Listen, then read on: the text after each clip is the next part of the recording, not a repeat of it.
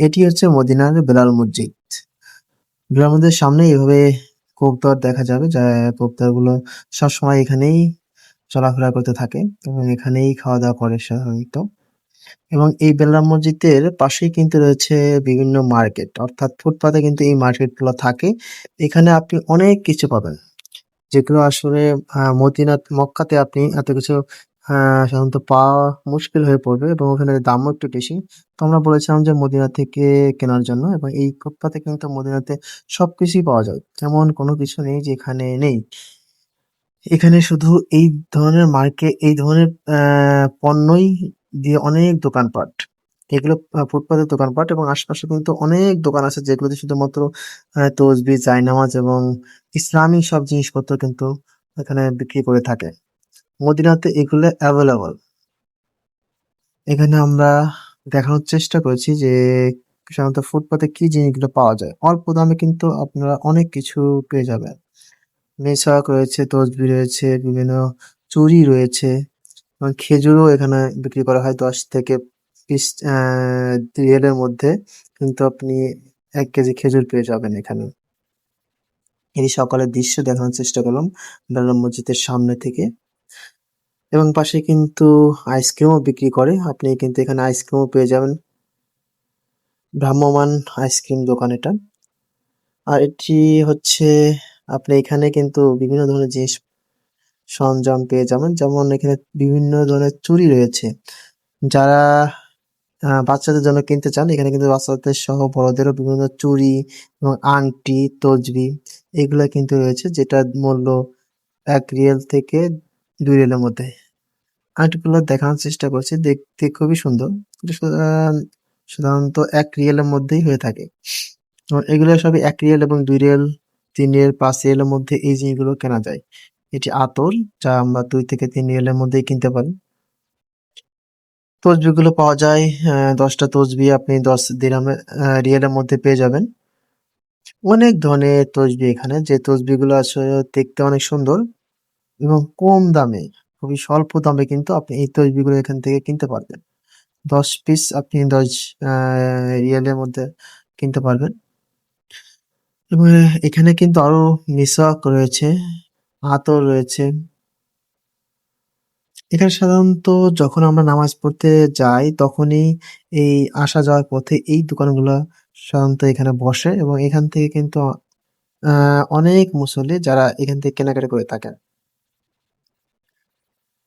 দেখুন দোকানগুলোতে কি নেই, এবং হচ্ছে এখানে কিন্তু আপনি এ স্বল্প মূল্যে সবকিছুই পেয়ে যাবেন। আমরা একটা, একটা করে দেখানোর চেষ্টা করেছি এখানে যে কি ধরনের জিনিসপত্র আপনারা পেতে পারেন। এখানে বিভিন্ন ধরনের চুড়ি, যে চুড়িগুলা খুবই সুন্দর। এখানে ফুটপাতে সাধারণত এই দোকানগুলা বসে, এবং এখান থেকেই কিন্তু আপনার পছন্দের জিনিসগুলো আপনি নিতে পারেন। এখানে পাথর, নানান ধরনের পাথর রয়েছে। এই পাথরগুলো আপনি এখান থেকে সংগ্রহ করতে পারবেন। খুবই সুন্দর, সুন্দর পাথরগুলো। এটা খুবই কম দামে। বাচ্চাদের ঘুড়ি দেখানোর চেষ্টা করছে। সুন্দর ঘুড়িগুলা দেখতে খুবই সুন্দর। এখানে রয়েছে বাচ্চাদের আরো কিছু ঘড়ি কালেকশন, যেটা শুধুমাত্র বাচ্চাদের জন্য এগুলো। আর এটি বড়দের চুড়ি, যে এখানে মহিলারা ইচ্ছা করলে কিন্তু কেনাকাটা করতে পারেন। নানান ধরনের সুন্দর চুড়ি, মানে এখানে বিভিন্ন ধরনের চুড়িগুলা এখানে রয়েছে, যেগুলো দেখতে আসলে অনেক সুন্দর। বিভিন্ন কালার, বিভিন্ন মডেল এবং বিভিন্ন ডিজাইন করা। আপনাদের সেটাই দেখানোর চেষ্টা করেছি। এবং এগুলো কিন্তু খুবই কম দামে এখানে পাওয়া যায়। আপনি ১ থেকে ২ রিয়ালের মধ্যে কিন্তু আপনি পেয়ে যাবেন। এগুলো হচ্ছে সবই চুড়ি এবং বিভিন্ন ডিজাইনের, বিভিন্ন কালার, বিভিন্ন ডিজাইন। এগুলো আংটি আপনি পেয়ে যাবেন, রাজকীয় আংটি। ১ রিয়ালের মধ্যে আপনি আংটিগুলো পেয়ে যাবেন। এখান থেকে যখন আমরা নামাজ পড়তে যাই, তখন আসা যাওয়ার পথে কিন্তু এই মসজিদে বেলাল মসজিদে কিন্তু আপনি এই ধরনের মার্কেটগুলা, অস্থায়ী মার্কেটগুলা দেখতে পারবেন, এবং অস্থায়ী মার্কেটে আপনি আসা যাওয়ার পথে আপনি কিন্তু এই সকল জিনিসপত্রগুলো কিনতে পারবেন। দেখেন কি সুন্দর, সুন্দর জিনিসগুলো এখানে পাওয়া যায়। খুবই কম দামে আপনি এখান থেকে কালেক্ট করতে পারেন। আপনি যদি আপনার পরিবারের জন্য আনতে চান, তাহলে কিন্তু আপনি এখান থেকে কম দামে কিন্তু আপনি এই জিনিসগুলো নিতে পারবেন। এভাবেই কিন্তু গাড়িতে করে এই জিনিসগুলা বিক্রি করা হয়।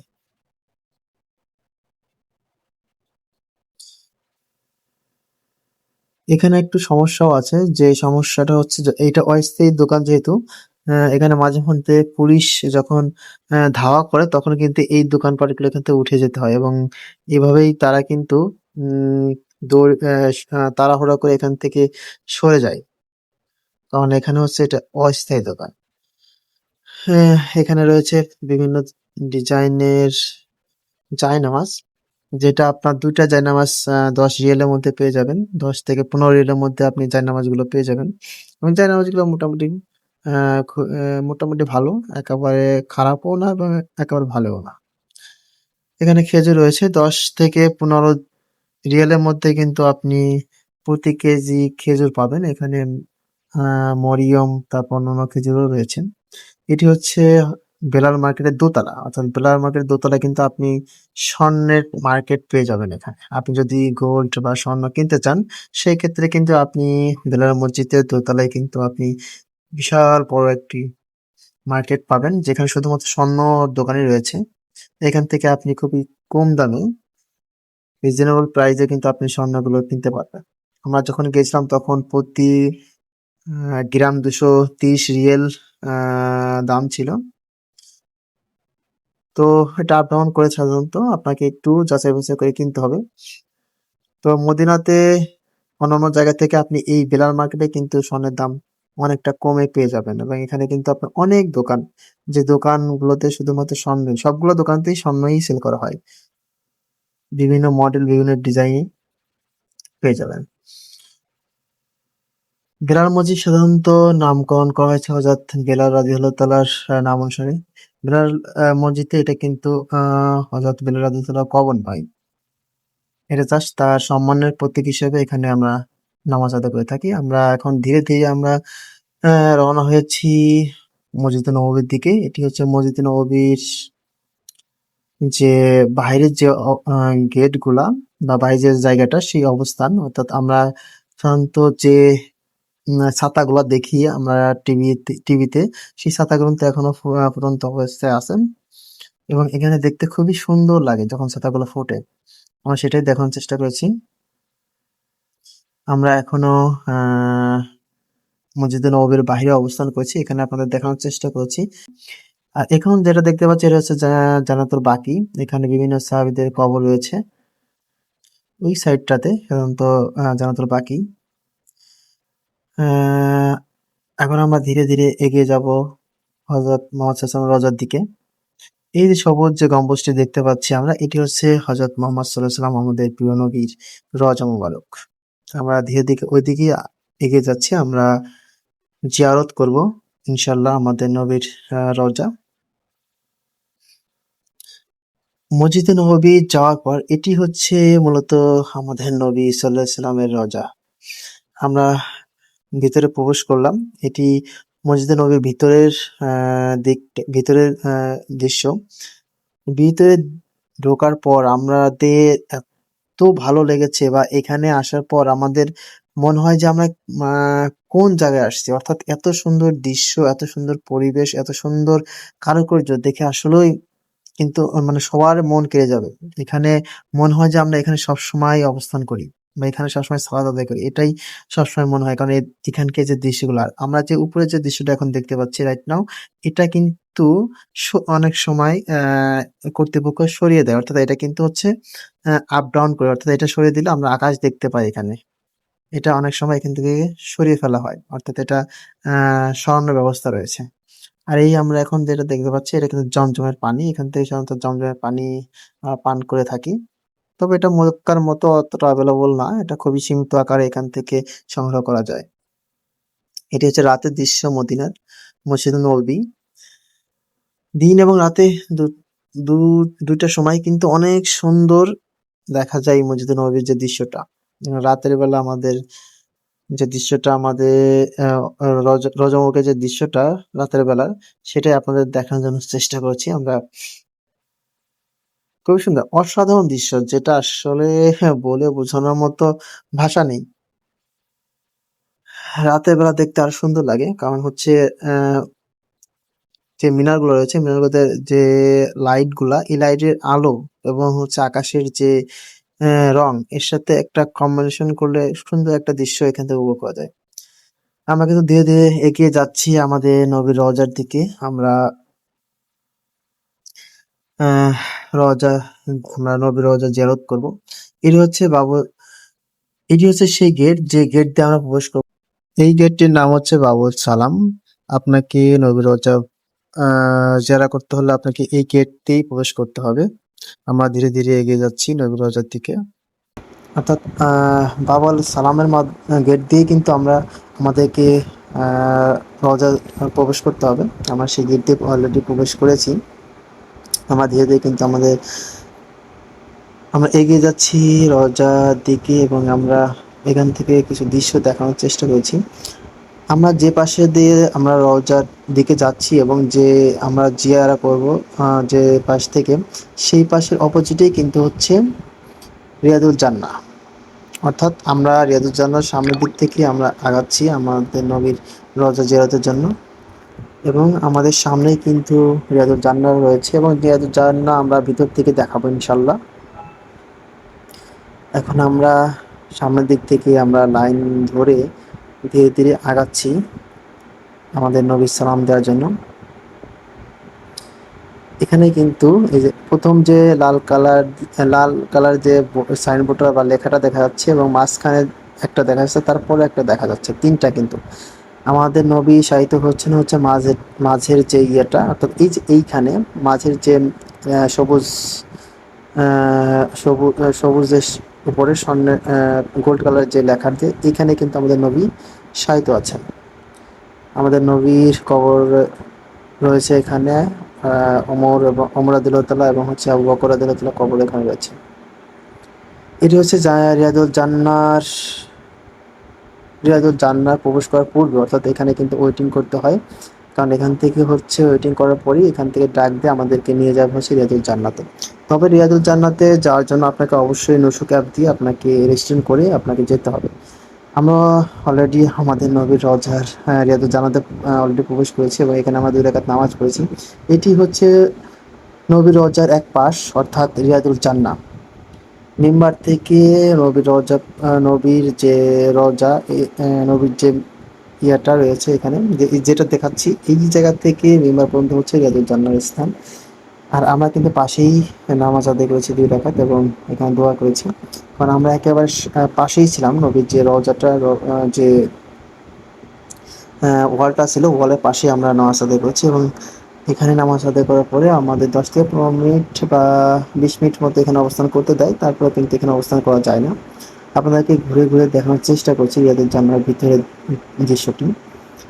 এটাই মূলত রিয়াদুল জান্নাহ, যেটা পৃথিবীর বুকে একটা জান্নাত। এই জান্নাতে ঢুকলে বোঝা যায় আসলে এখানকে যে সৌন্দর্য, এবং যে আহ, যে ভালোবাসা, এবং মনের মধ্যে যে মানে যে অনুভূতি আসে, আসলে এটা প্রকাশ করার মতো না। এটা হচ্ছে মিম্বার, এখানে থেকেই খুতবা দেওয়া হয়। আমরা ধীরে ধীরে এগিয়ে যাচ্ছি মসজিদে কুবা। এই হচ্ছে সেই মসজিদে কুবা, যেখানে 2 রাকাত সালাত আদায় করলে একটি কবুল ওমরা হজের সমপরিমাণ সওয়াব পাওয়া যায়। আমরা এখানে প্রবেশ করেছি এবং এখানে 2 রাকাত সালাত আদায় করেছি, এবং আমরা এখন দেখানোর চেষ্টা করেছি মসজিদে কুবার ভিতরের দৃশ্যটি। আল্লাহ আমাদেরকে সবাইকে এখানে 2 রাকাত নামাজ পড়ার তৌফিক দান করুন আল্লাহ। কারণ হচ্ছে এখানে 2 রাকাত সালাত আদায় করলে একটা কবুল ওমরা হজের সওয়াব পাওয়া যায়। যে কারণে বুঝতে পারছেন যে এটার তাৎপর্য কতটুকু। আর আরেকটা জিনিস রয়েছে এখানে, এটা কিন্তু মদিনার প্রথম মসজিদ। অর্থাৎ আমাদের নবী সাল্লাল্লাহু আলাইহি ওয়াসাল্লাম মদিনায় আসার পর প্রথম যে মসজিদটি তৈরি করা হয়েছিল, এটি সেই মসজিদে কুবা। আমরা আপনাকে চারদিকে ঘুরে দেখানোর চেষ্টা করছি মসজিদে কুবার ভিতরের দৃশ্য।